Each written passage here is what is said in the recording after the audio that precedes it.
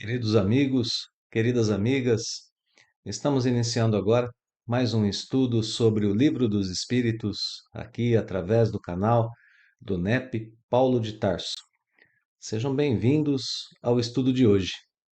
Nós continuamos a estudar a obra no seu segundo capítulo da segunda parte. Esse segundo capítulo que tem o título da Encarnação dos Espíritos. Vamos nos concentrar hoje sobre as questões que vão de 134 até 146. Dentro dessas questões, ou melhor ainda, essas questões compõem o item A Alma. É o segundo item desse segundo capítulo que nós começamos a estudar já no sábado passado. Entramos nesse segundo capítulo no sábado passado e agora damos sequência com o segundo item, né? Desse segundo capítulo. Então, hoje estudaremos a alma. Vamos, antes de iniciar o nosso estudo, convido, portanto, os queridos amigos a fazermos a nossa prece inicial. Vamos, portanto, nesse instante, trazer serenidade aos nossos pensamentos, às nossas emoções, para imaginarmos Jesus bem pertinho de cada um de nós, trazendo a reposição de nossas forças morais e físicas, proporcionando assim bem-estar, leveza, tranquilidade, para que possamos nos concentrar sobre os estudos de O Livro dos Espíritos e para que esses estudos tenham poder de guiar as nossas vidas pelos caminhos do bem, da fé, da esperança e da caridade. Que assim seja. Então, meus queridos amigos, a gente volta a estudar agora o Livro dos Espíritos, vamos nos concentrar sobre as questões, vamos lembrar do contexto que a gente está estudando na obra, não é? Vimos durante a primeira parte do livro os princípios primeiros da criação, Deus, o elemento material, o elemento espiritual. Depois, quando entramos na segunda parte, começamos a estudar o espírito em si mesmo, esse ser individual que pode ser observado em diferentes graus de progresso espiritual. Vimos assim, portanto, a escala espírita. Vimos as possibilidades, inclusive, que os espíritos têm de progredir e de alcançar diferentes graus nessa escala espírita de acordo com a sua vontade, de acordo com os seus conhecimentos, de acordo com seus esforços, enfim. Muito bem. Até esse momento do livro, estudávamos o espírito em si mesmo. Depois dos princípios primeiros, começamos a estudar essas individualidades, cada um de nós, considerados ainda apartados do corpo físico. Individualidades dotadas de consciência, de livre-arbítrio. Bom, agora, desde o sábado passado, a gente já começou a estudar a encarnação dos espíritos, portanto, a ligação entre espírito e matéria, e agora a linha de raciocínio se completa. Nós vamos continuar a estudar a questão da encarnação dos espíritos, a questão dessa ligação entre a individualidade inteligente e um corpo material, de matéria densa, de matéria pesada. Estudaremos hoje o complexo corpo mais espírito. Será que é só corpo e espírito ou será que tem mais alguma coisa?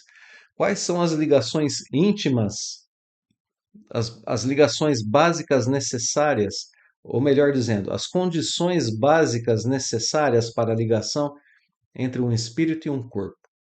Como isso acontece? Aprofundaremos esse estudo. Lembrando que esse estudo equivale a estudar quem eu sou, ou melhor ainda, né? Vamos melhorar o nosso vocabulário. Estudar o que eu sou. É o Espiritismo redefinindo cada um de nós. É o Espírito mostrando o que nós somos. E isso deve trazer para a gente, quando o Espiritismo redefine quem nós somos, ele redefine também a vida, redefine os nossos objetivos, vai redefinindo as nossas tarefas, ou seja, quando eu tenho uma visão melhor de quem do que eu sou, a gente vai fazer uma diferença sobre isso já já, né? O que eu sou é diferente de quem eu sou, mas isso a gente aborda daqui a pouquinho. Quando a gente está estudando isso e quando a gente está redefinindo isso, nós estamos automaticamente redefinindo também as nossas vidas, as nossas ações, nossos pensamentos e assim por diante, como a gente espera que fique claro aqui no estudo de hoje.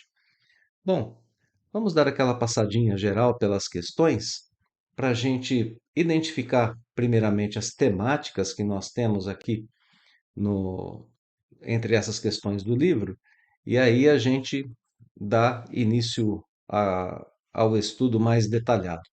Então, das questões que vão de 134 até 137, a gente vai ter as primeiras, a base do que é a união, as condições básicas para a união entre alma e corpo, formando o homem.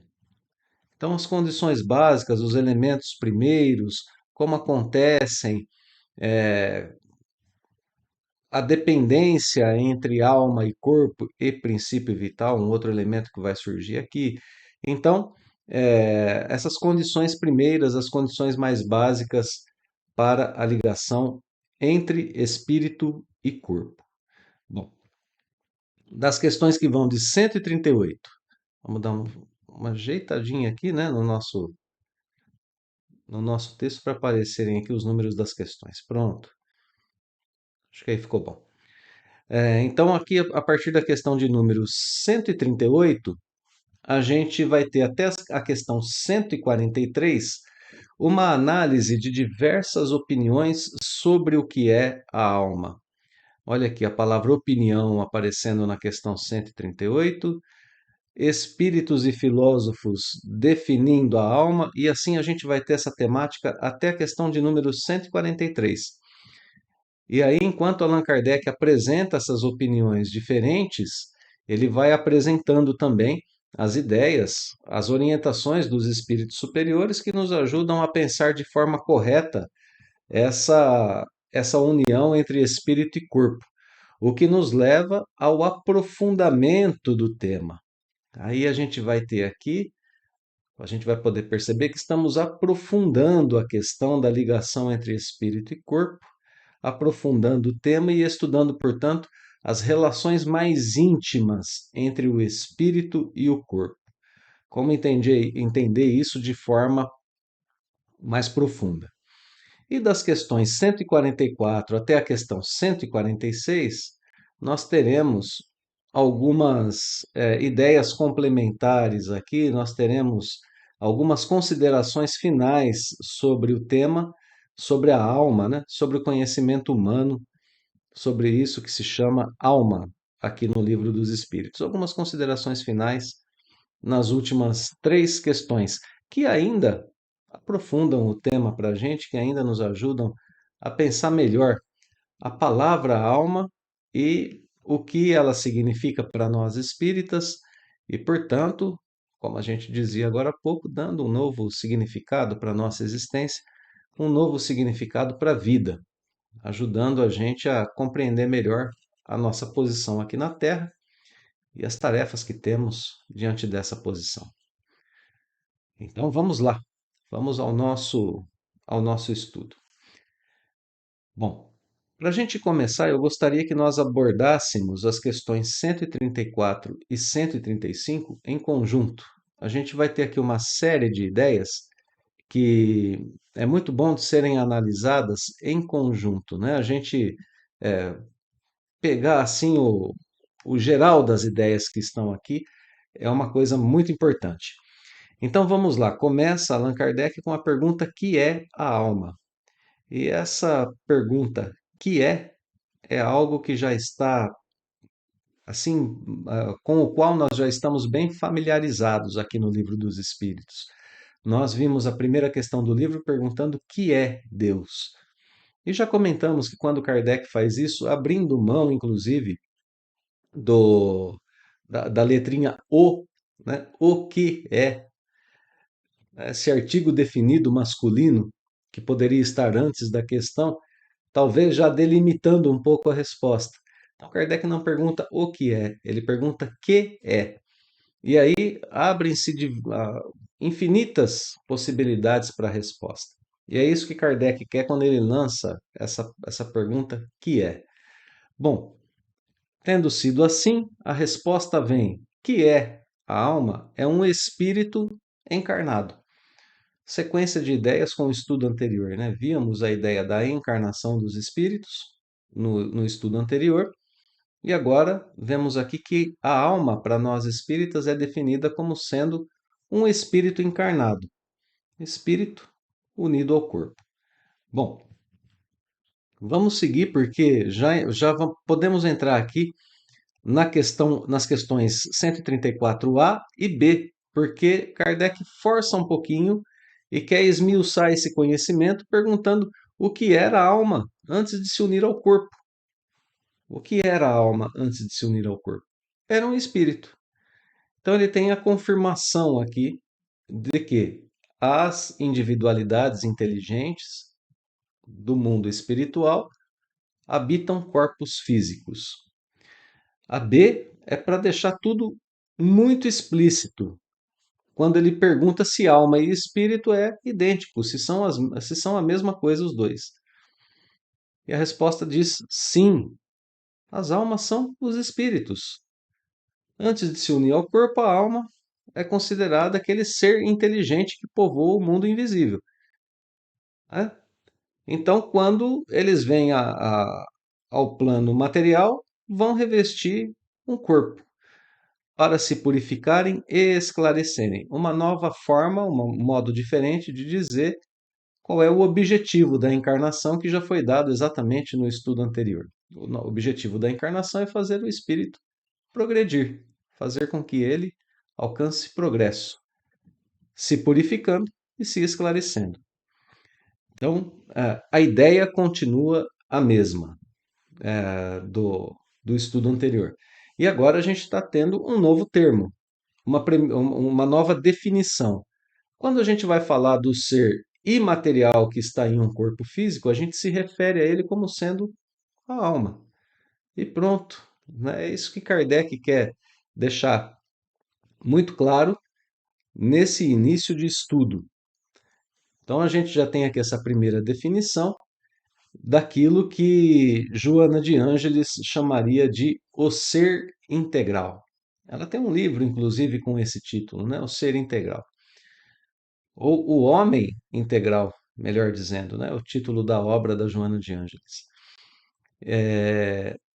No qual ela aborda justamente essa situação de sermos espíritos momentaneamente em um corpo físico e lançando um olhar espiritual sobre essa situação, nos dando direcionamentos importantíssimos para a nossa existência.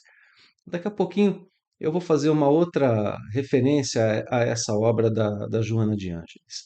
Mas, para esse instante, já é importante sabermos que é uma primeira definição e para a gente pensar que uma alma, que um espírito junto a um corpo, tem alguma coisa de diferente de um espírito desencarnado. Sua própria condição de estar ligado a um corpo é uma diferença essencial. Então, por isso, uma nova definição. Bom, e agora a gente pode pensar também já na questão de número 135. Há no homem, porque foi isso que a gente definiu aqui atrás, né? Um espírito encarnado é um homem. Há no homem alguma coisa além da alma e corpo? Sim, há o laço que liga alma ao corpo. E de que natureza é esse laço na 135A? É uma natureza semimaterial, ou seja, uma natureza intermédia entre o espírito e o corpo.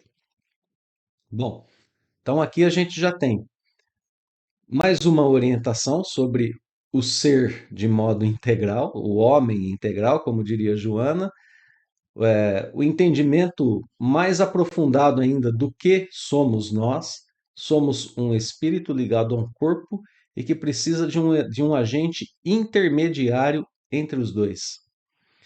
Semimaterial. Olha a palavra que aparece, né, no nosso texto em destaque aqui. Semimaterial. O que é uma coisa semimaterial? A definição está dada na sequência, né? De natureza intermediária entre o espírito e o corpo. Isso é de extrema importância para nós espíritas, de uma importância muito grande, porque vamos lembrar partes, né, dos nossos estudos anteriores.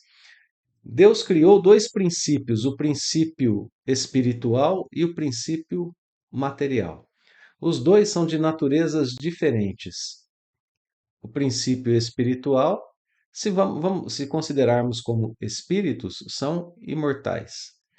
O princípio material tem características completamente diferentes por causa da sua natureza. Não precisamos ir muito longe. A matéria é diferente do espírito. A matéria se agrega e desagrega. A matéria formada de uma forma, formada de um certo modo, melhor dizendo, tem um prazo de validade, depois ela se desagrega. O espírito continua sendo imortal e só progredindo. Bom, como são naturezas diferentes, a gente vê no livro dos Espíritos que o corpo físico, o corpo material, não tem sensibilidade suficiente para perceber o perispírito. Não tem sensibilidade para perceber o espírito.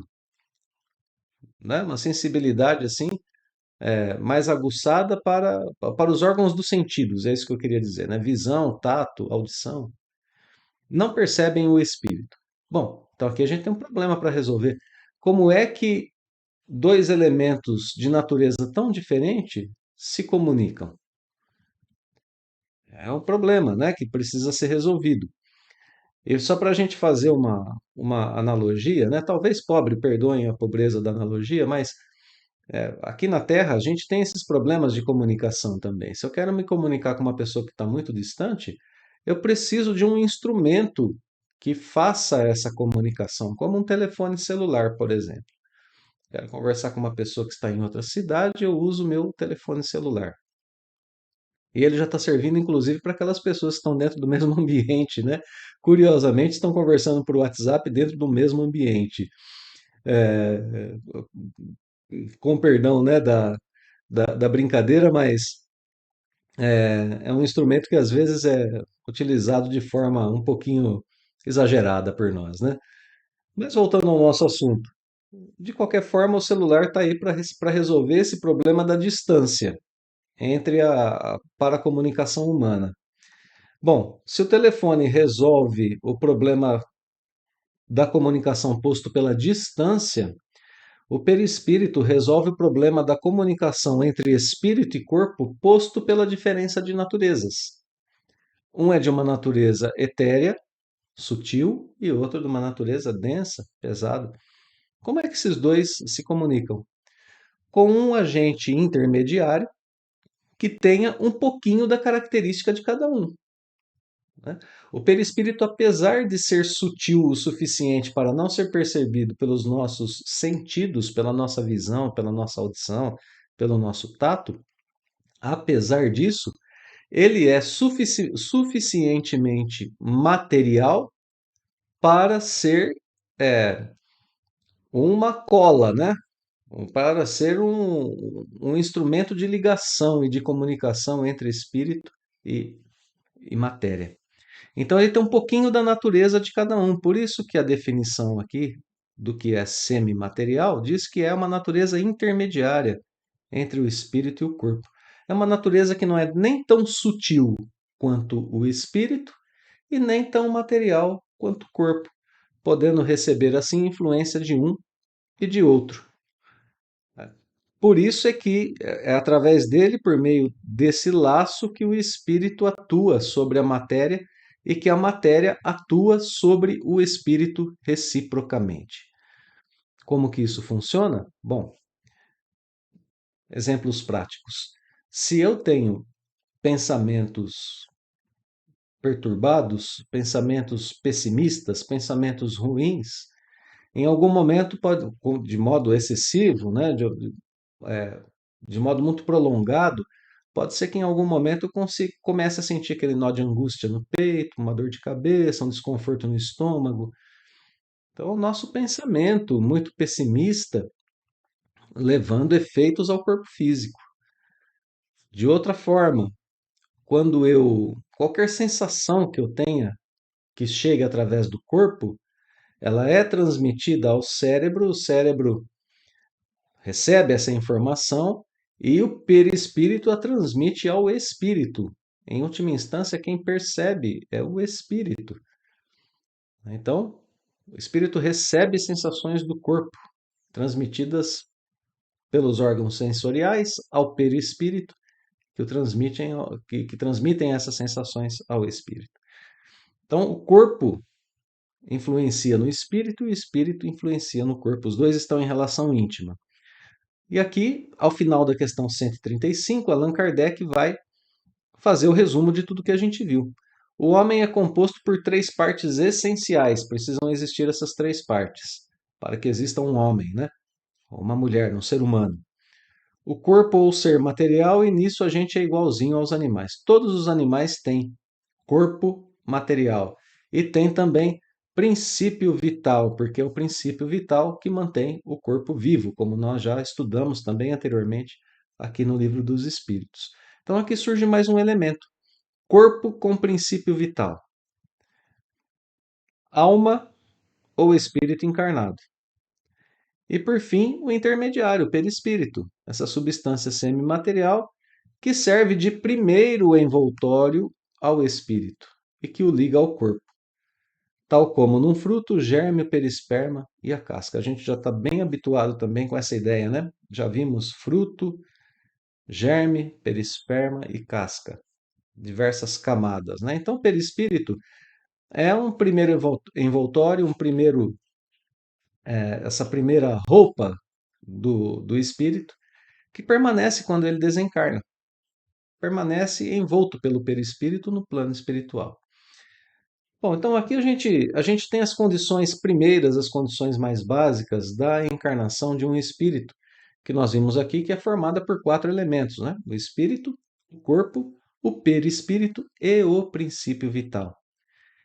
E agora chegou um pouquinho o momento de falarmos sobre aquela obra a qual eu me referia, do espírito Joana de Ângeles, porque no seu livro O Homem Integral, mais especificamente no capítulo 17, que tem o título Saúde, Joana vai nos ajudar a aprofundar um pouco a nossa, a nossa reflexão sobre isso que a gente está estudando aqui no Livro dos Espíritos.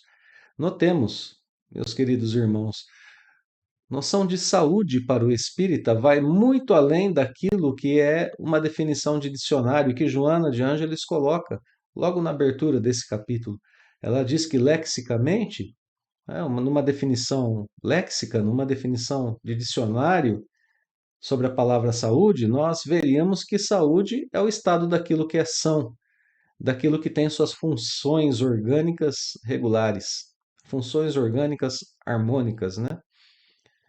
Mas notemos que o homem, considerado pela doutrina espírita, é dotado de mais do que apenas órgãos corpóreos. Ele é dotado de outros elementos e, portanto, a noção de saúde para o espírita vai muito além dos cuidados com o corpo físico.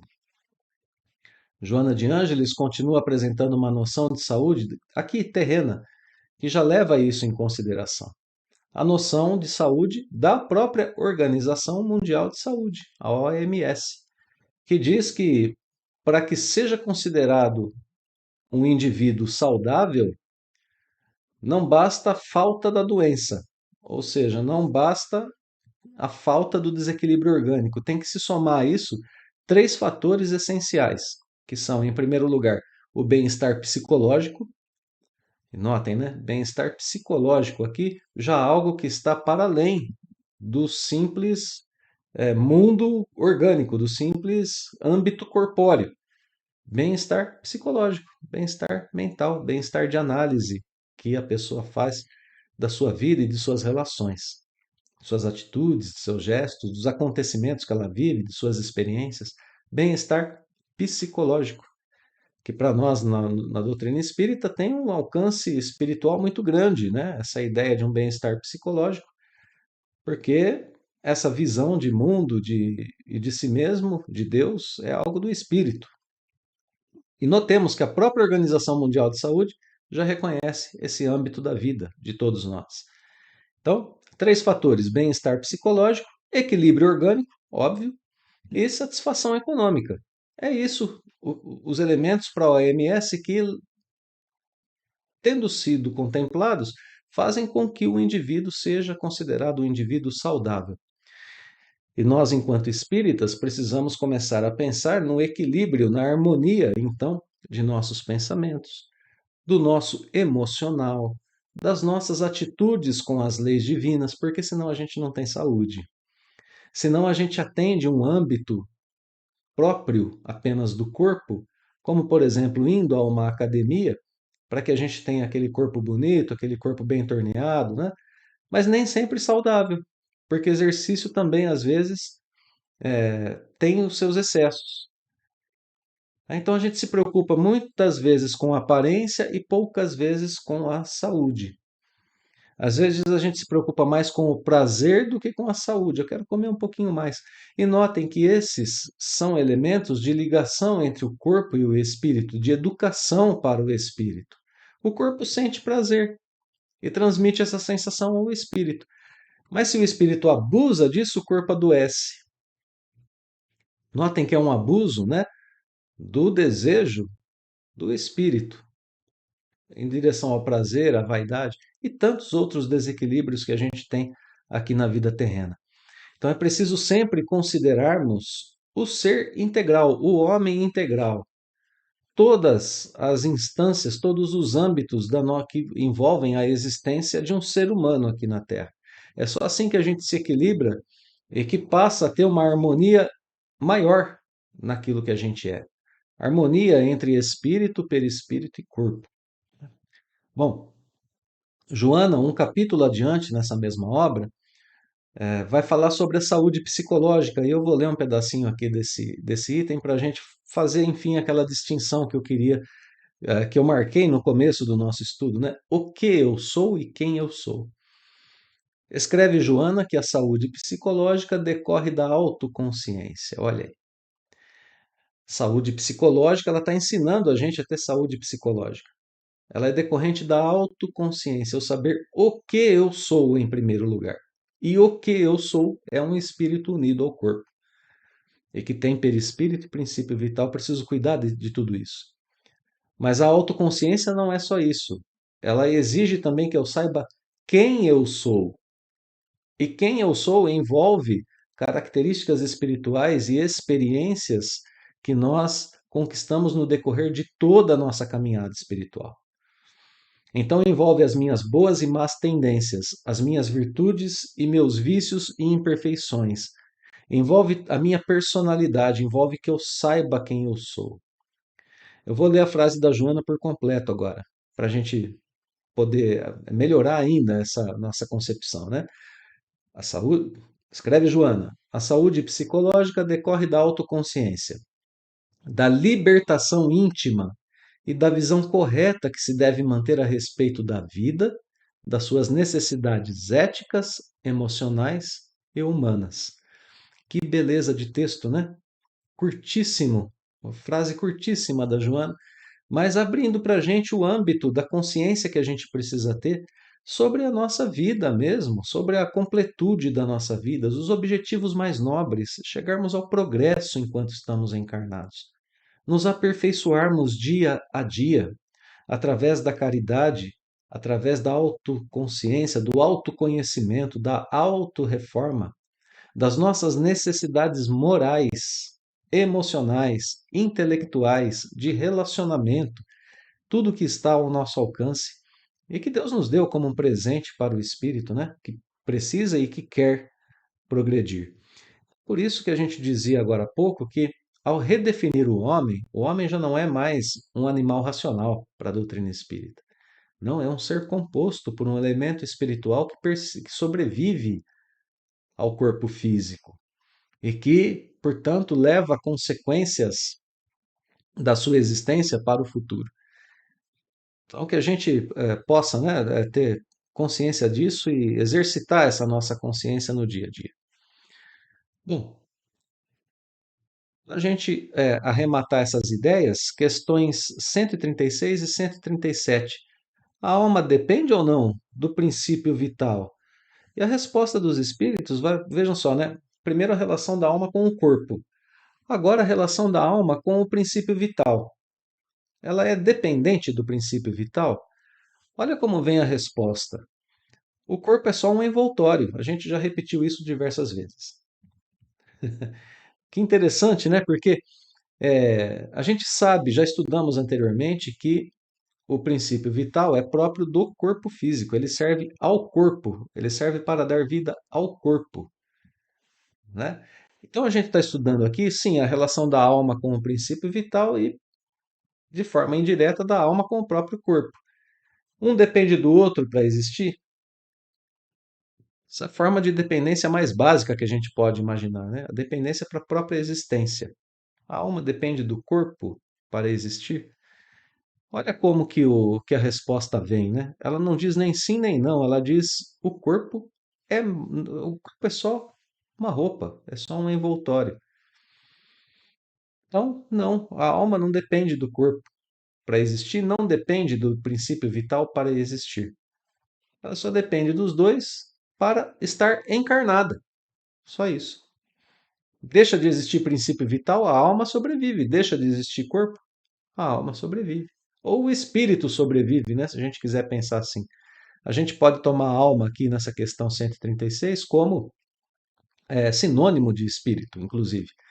Por diversas vezes isso vai acontecer no livro dos espíritos, né? A gente pode tomar as duas palavras como sinônimas e aí a gente precisa fazer esse exercício de entendimento e para a gente saber como que a gente interpreta, né?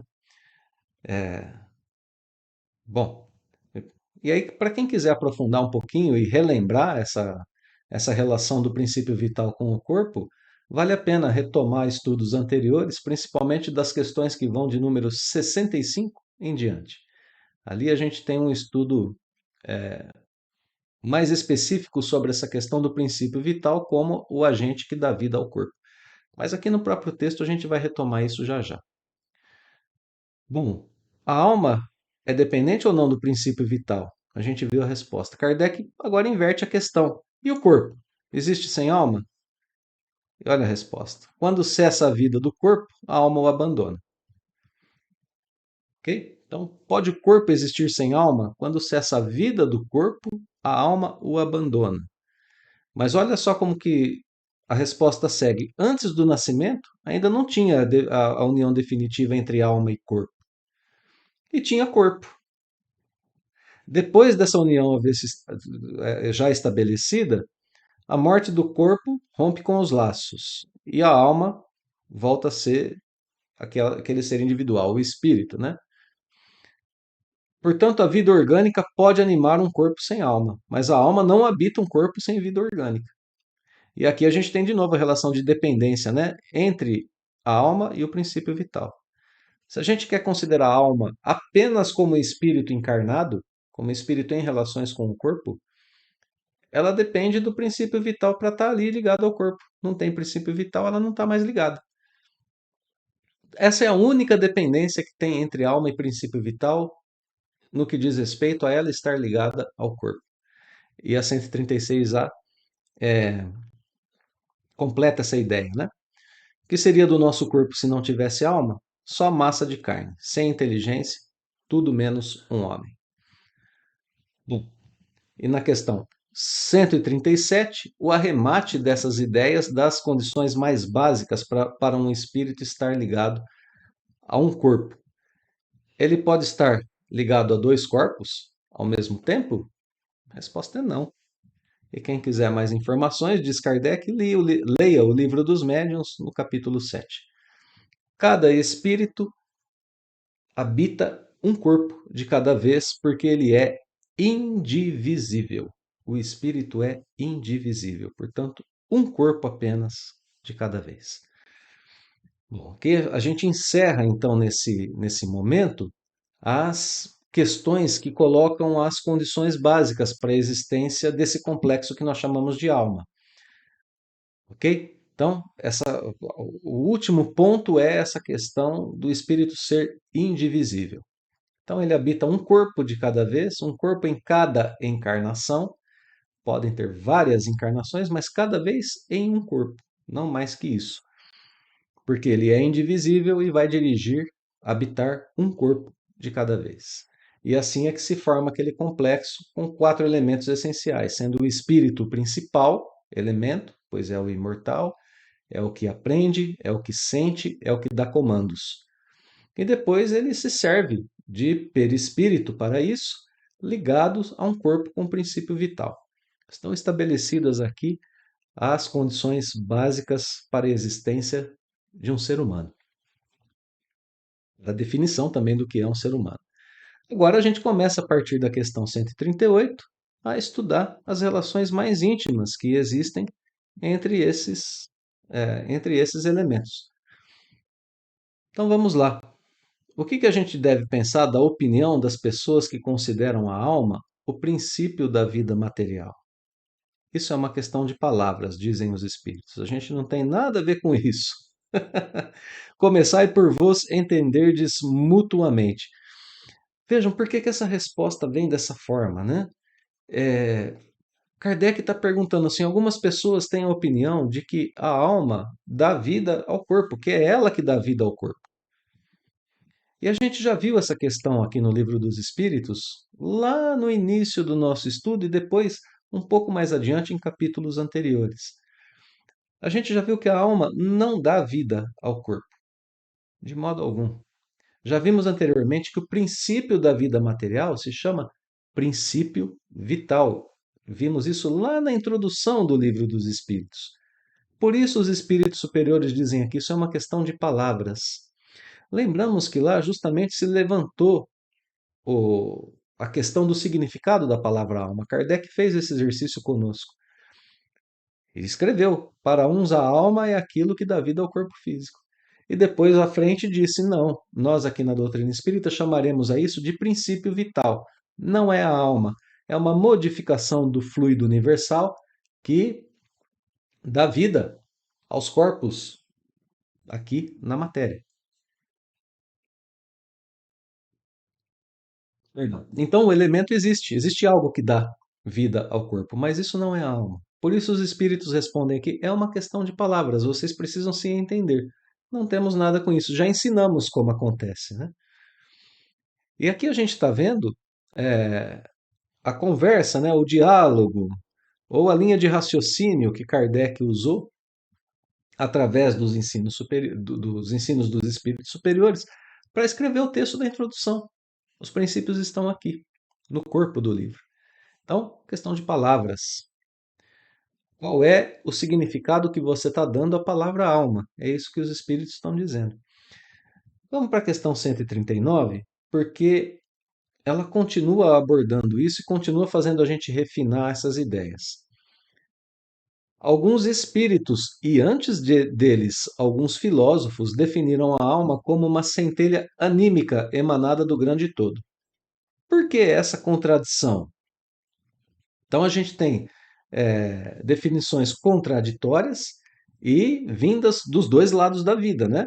De espíritos e de filósofos. Os dois lados da vida, trazendo uma definição que está um pouquinho diferente dessa que a gente está vendo ser dada aqui pelos espíritos superiores. O que é a alma? O espírito encarnado. A alma dá vida ao corpo? Não, é o princípio vital. Então vejam, né? A gente está refinando aqui o conhecimento que a gente tem sobre isso. Por que a gente tem essa contradição? Os espíritos dizem, não tem contradição. Tudo depende da acepção do significado da palavra. Por que não tendes uma palavra para cada coisa? É esse o problema que a gente encontra aqui. Então, o problema é a linguagem humana e não a contradição. O problema são É o uso de uma mesma palavra para designar diferentes coisas. É isso que os espíritos estão nos dizendo.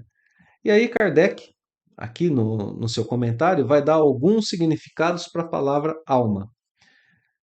Então, ele dirá que uns chamam alma o princípio da vida. E nesse modo figurado, a gente pode dizer que a alma é uma centelha anímica emanada do grande todo. Ok? Se a gente pensar na alma como o princípio da vida, como princípio vital. Isso volta à grande massa de onde saiu depois da morte do corpo físico. Isso é o princípio vital e não o espírito. Tanto é assim que Kardec continua escrevendo da seguinte forma: essa ideia de nenhum modo exclui a de um ser moral distinto, independente da matéria. E esse é o espírito. Ok? Bom, conserva a sua individualidade. A esse ser, igualmente, se dá o nome alma, e nessa acepção é que se pode dizer que a alma é um espírito encarnado. Pronto, aqui três concepções diferentes do significado da alma. Por que acontece isso? Pela deficiência da linguagem humana. Pronto, Kardec comentou, explicou significados diferentes da palavra alma e chegou à mesma conclusão dos espíritos, problema de linguagem. Então, aqui o espiritismo está, de novo, eu gosto de insistir nesse ponto, aproveitando conhecimentos humanos e não rejeitando conhecimentos humanos. Existe uma parte em nós que realmente vem de um grande todo, anima o corpo e que volta a esse grande todo quando se extingue a vida corpórea. Isso é o princípio vital. Existe isso, mas não é a alma. O espírito tem é, características diferentes dessas. A natureza do espírito é diferente da natureza do princípio vital. Então, o importante é a gente entender isso e entender por que existem essas concepções, tanto no plano espiritual quanto no plano físico. Pobreza da linguagem humana. Né? Vamos voltar para o texto, porque o tema continua. Continuam essas comparações de teorias, comparações de ideias e de opiniões. Kardec pergunta o que pensar da teoria da alma subdividida em tantas partes quanto os músculos, e presidindo assim cada uma das funções do corpo. Então vamos lá. O nosso corpo tem várias partes. A pergunta nos leva ao seguinte pensamento, né? Cada parte do corpo contém um pedaço da alma. É assim também com a alma? A alma também está subdividida? Que é a relação da alma agora com cada parte do corpo. A gente via anteriormente a relação da alma com a vida do corpo e agora a alma com cada parte do corpo. Né? Olha só como que o conhecimento vai se esmiuçando aqui. Né? Mais uma vez os espíritos respondem. Mais uma vez depende do sentido que a gente emprega a palavra alma. Outra vez, o que que a gente está querendo dizer quando a gente diz alma? Se a gente está tomando alma como sinônimo de fluido vital, a teoria está certa. O fluido vital está em uma parte do corpo mais concentrado às vezes do que em outra. Mas o espírito é indivisível. Continua a ideia posta já nas questões anteriores. Bom, na questão 137, nós vimos que o espírito é indivisível, ele não pode animar dois corpos ao mesmo tempo, é um corpo de cada vez. Aqui, ele não se divide também entre partes de um mesmo corpo, ele continua sendo indivisível. Olha a coerência doutrinária que a gente tem por trás disso. A coerência dos ensinamentos. O princípio não muda, o princípio continua sendo base elementar de tudo que a gente estuda. Fluido vital, sim, pode se dispersar pelo corpo e estar mais concentrado em uma ou outra parte. A alma não. A alma controla o corpo todo sem se dividir. Serve-se do fluido intermediário sem que ela mesma tenha que se dividir. Precisa de mais fluido concentrado em algum lugar para uma ação diferente? Digestão, por exemplo, a gente come demais, precisa de mais esforço ali no estômago. Por que não a alma concentrar mais fluido ali para que o órgão tenha força para executar a sua ação? Mais fluido no pensamento quando estamos estudando, no cérebro, na região cerebral, e assim por diante. Ela mesma não precisa se dividir, ela concentra, né, o fluido vital onde precisa, mais naquele instante. Tanto que a 140A é, tenta ainda, né, colocar uma dificuldade, mas alguns espíritos disseram que era de outro jeito, né? Que era dessa forma, que a alma se dividia em partes do corpo. Por que isso aconteceu? Ignorância dos espíritos que responderam dessa forma.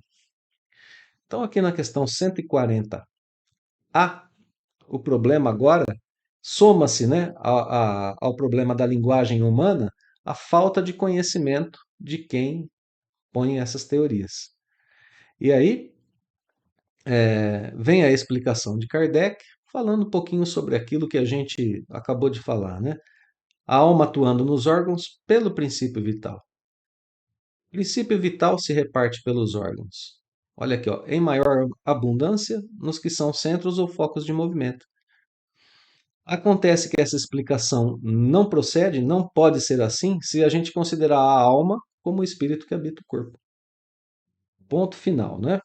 Sem maiores problemas para a gente seguir adiante. Depende, de novo, Kardec falando, do modo como a gente vê, do modo como a gente define a alma, que é o que eu já estava na resposta dos espíritos. 141. Vamos lá, vamos seguindo a linha de raciocínio. Outra opinião, a opinião dos que dizem que a alma é exterior ao corpo. Isso é verdadeiro? Bom, e aqui na resposta a gente vai ver dois tipos de comparação. Primeira coisa, a resposta diz que a alma não está dentro do corpo, encerrada no corpo, como um pássaro numa gaiola. Não, não é isso. Olha que imagem bonita, né? A alma não está presa no corpo como o pássaro numa gaiola. Ela se irradia e se manifesta através do corpo como a luz num globo de vidro ou como um som em torno de um centro de sonoridade. Um som que sai de um sino, por exemplo. A luz que sai de uma lâmpada. É assim que a alma se irradia para além do corpo físico. Então a gente tem a alma num sentido exterior, se a gente pensar nela dessa forma. Ela irradia para além do corpo, para além do seu envoltório. Ela é sim envolvida por perispírito e corpo, né? Uma camiseta e um sobretudo para o espírito. Mas ela irradia para além disso. E ainda assim, corpo e perispírito continuam sendo seus envoltórios. Então é assim que está sendo explicada a relação. Ela está ligada ao corpo, mas irradia para além dele. Ok? Então, olha lá. A alma com dois invólucros. Um sutil, leve, perispírito. Outro grosseiro, material, corpo. A alma é o centro de todos, núcleo de todos, mas irradia para além deles. É uma imagem muito bonita, né? A gente pensar que a alma irradia, que a alma ressoa para além do corpo. 142. A alma numa criança vai se completando a cada período da vida?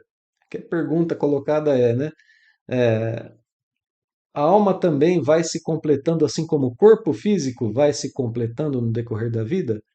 Não, o espírito é uno. Ele já está completo quando encarna. Quem pensa assim toma o efeito pela causa. Que efeito que é esse? Ver o corpo se completando e achar que acontece o mesmo com a alma. E aqui a relação não é assim, segundo dizem os espíritos, né? Então a relação é um pouquinho diferente. O espírito é indivisível e é uno. Ligado ao corpo ou não, ele é indivisível e é uno.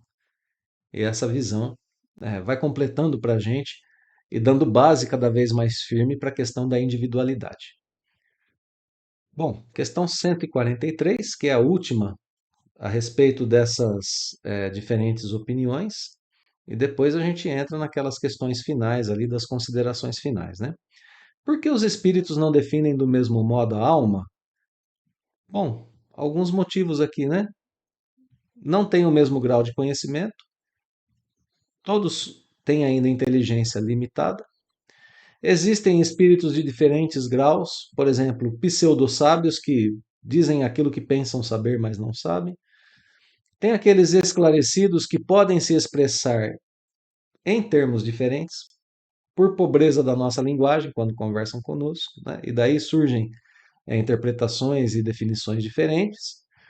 E existe, por fim, a nossa própria linguagem como obstáculo para que todas as informações tivessem chegado do mesmo jeito, do mesmo modo. Então, novamente, a divergência que possa existir nas definições e nos ensinos que os espíritos dão vem dessas circunstâncias. E aí cabe a nós espíritas filtrarmos essas informações para que a gente possa se livrar, né, dos incômodos de termos informações erradas guiando as nossas vidas. As que estão aqui no Livro dos Espíritos são tratadas por Kardec através daquilo que ele chama de controle universal do ensino dos espíritos, que está na introdução de O Evangelho segundo o Espiritismo, e do qual a gente vê é, pistas, influências, né, em praticamente todas as obras básicas. Kardec falando sobre essas coisas, né, em todas as obras básicas. Então, basicamente, a gente tem como explicação para a diferença de informação o progresso intelectual dos espíritos, que é diferente, e as dificuldades da linguagem humana.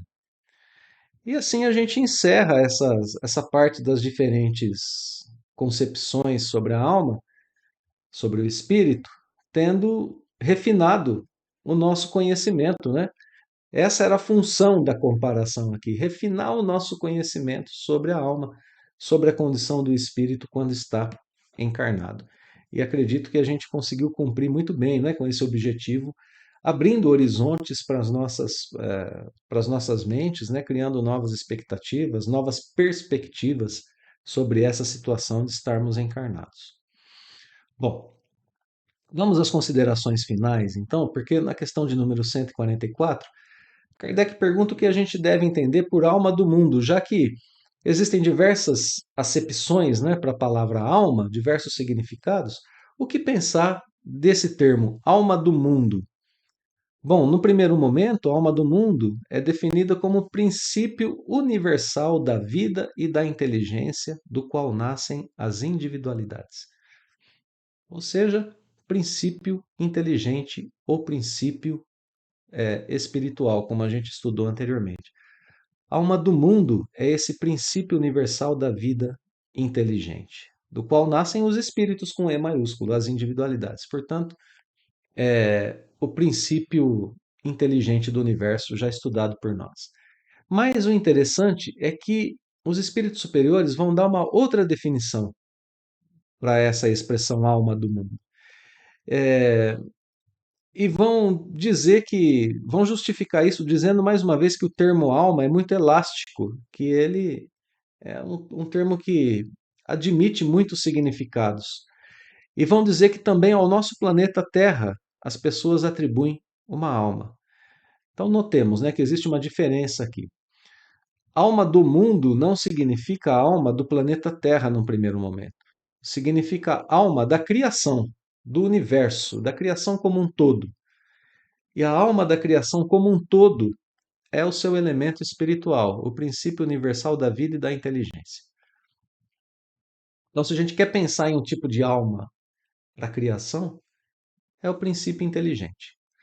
Agora, se a gente transmite essa questão ao planeta Terra, aí a gente deve entender por alma da Terra o conjunto de espíritos, olha aqui com E maiúsculo, abnegados que dirigem para o bem as vossas ações, as nossas ações, né, dos espíritos encarnados.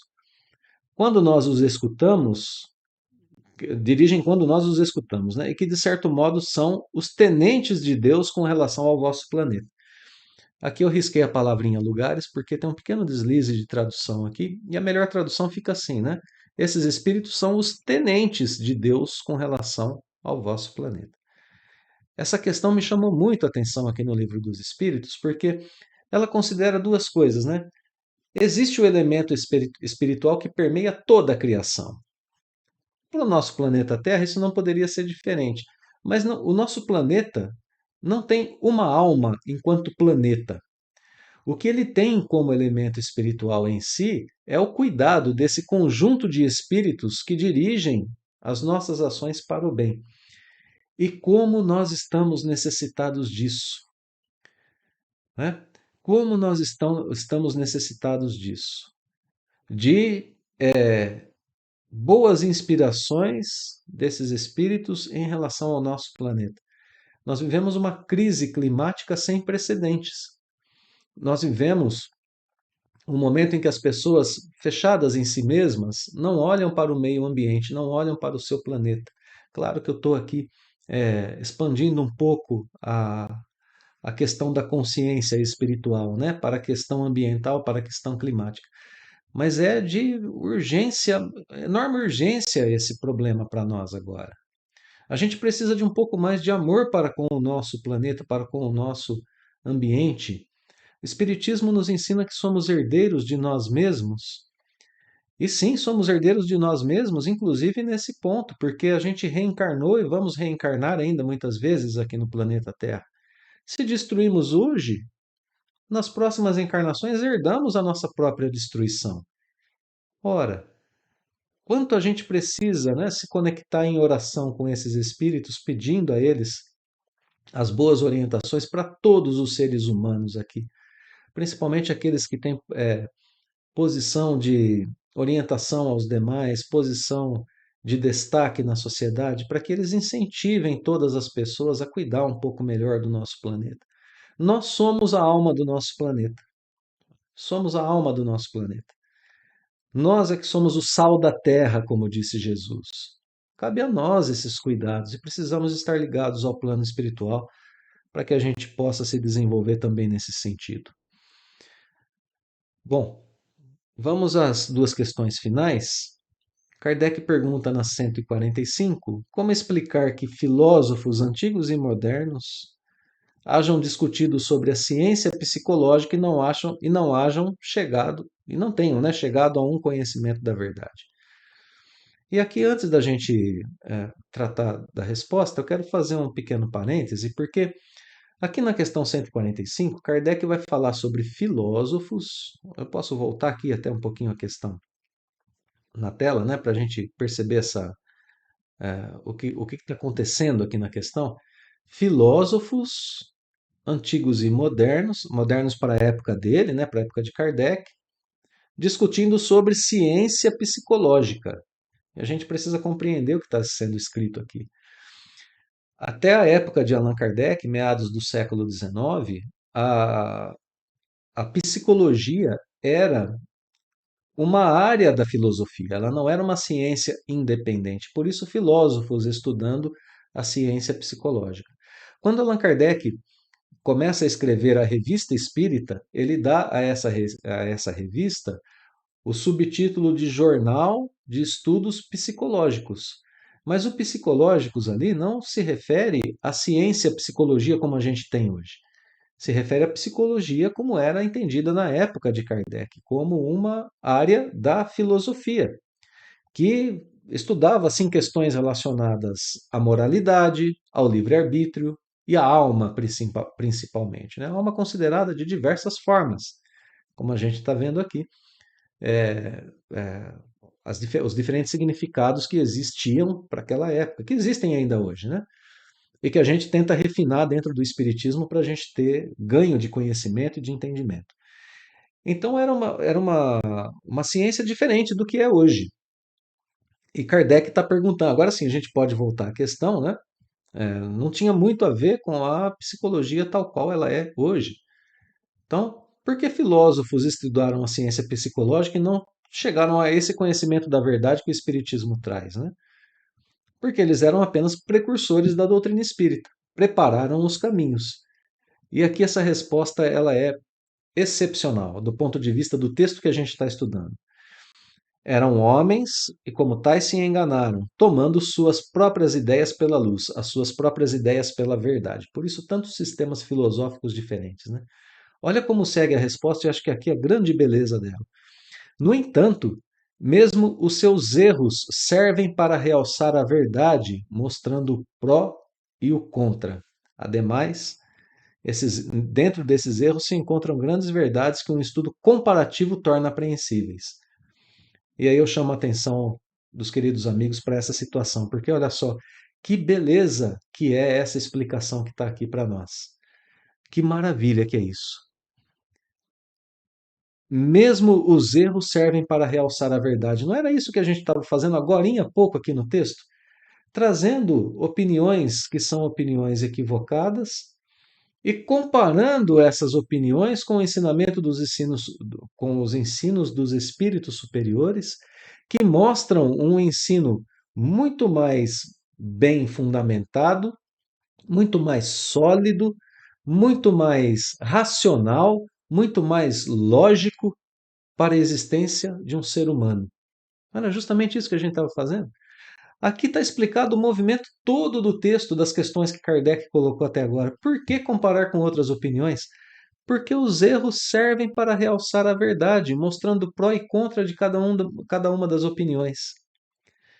Esses erros, inclusive, trazem grandes verdades que o estudo comparativo torna apreensível. Então, que coisa maravilhosa que é a gente saber disso com Kardec. O método que Kardec usa para trazer conhecimento espiritual para nós é algo que nos deslumbra.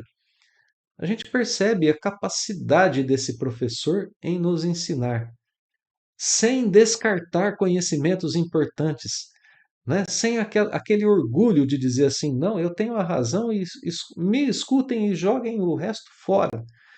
Não é assim que funciona. Vamos comparar as ideias, vamos ver o que elas têm de verdade, o que elas têm de real em si. Vamos aproveitar o conhecimento humano, as contribuições boas. Ora, já disse Paulo de Tarso algo do tipo, não é? A gente precisa ver de tudo e reter aquilo que é bom. Não é esse o ensinamento de Paulo de Tarso? Gente, Kardec aproveita isso e coloca à nossa disposição como um professor inigualável. Bom, vamos à questão final do nosso estudo de hoje, então, questão 146. Kardec vai perguntar se a alma tem no corpo alguma sede determinada. Bom, aí a gente volta àquela questão da consideração, né? A primeira resposta é não. No entanto, os grandes gênios, e em todos os que pensam muito, ela reside mais particularmente na cabeça. Lembram, né? Aquela situação que a gente narrava agora há pouco? Está usando muito o cérebro. A atividade do espírito naquele momento está concentrada naquela região do corpo, ao passo que naqueles que sentem está concentrada no coração. É onde a alma mais se concentra para o lugar onde ela precisa se expressar. E isso a ideia está completa na 146A. O que pensar da opinião dos que situam a alma num centro vital? Bom, quer isso dizer que o espírito habita de preferência essa parte do vosso organismo, por ser aí o ponto de convergência de todas as sensações. Os que a situam no que consideram centro da vitalidade, esses a confundem com o princípio vital. Um resuminho de tudo que a gente viu até agora, né? Pode, todavia, dizer-se que a sede da alma se encontra especialmente nos órgãos que servem para as manifestações intelectuais e morais. E por que é assim? Porque a alma se encontra especialmente nesses órgãos que servem a manifestações intelectuais e morais, porque essas são as duas grandes faculdades do espírito. Ele tem a faculdade de pensar e de sentir. Para se expressar, ele usa os centros, os órgãos que melhor expressam essas suas faculdades, pensar e sentir. A gente pode considerar isso, segundo a resposta dos espíritos superiores. E desse modo a gente encerra o nosso estudo de hoje, considerando aí, né, a sede da alma, a gente pode considerar às vezes que ela é o lugar onde ela mais atua. se a gente assim o quiser, tendo aprendido e não esquecendo que ela irradia para além do corpo, está no corpo, embora não esteja nele como um pássaro, né? Os princípios que a gente, numa gaiola, né? Os princípios que a gente viu aqui. Somos um complexo espírito, corpo, perispírito e fluido vital. Cada espírito anima um corpo em cada encarnação. A alma é una, indivisível e irradia exteriormente ao corpo. O espírito é indivisível e uno. Assim, não há no corpo um lugar especial que seja sua sede, a não ser se a gente considerar dessa forma que a gente viu agora. Então, consequências do nosso estudo de hoje, não nos cabe mais vivermos a vida como se fôssemos apenas corpo. É preciso expandir os nossos cuidados, os nossos pensamentos, as nossas emoções para além do corpo, para o futuro da nossa existência, o futuro espiritual, para o futuro do nosso planeta.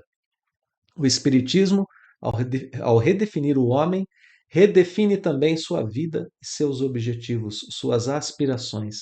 Aqui em nós, em cada um de nós, a gente pode pensar: olha que lindo isso, que se realiza o plano de Deus para a existência da criação.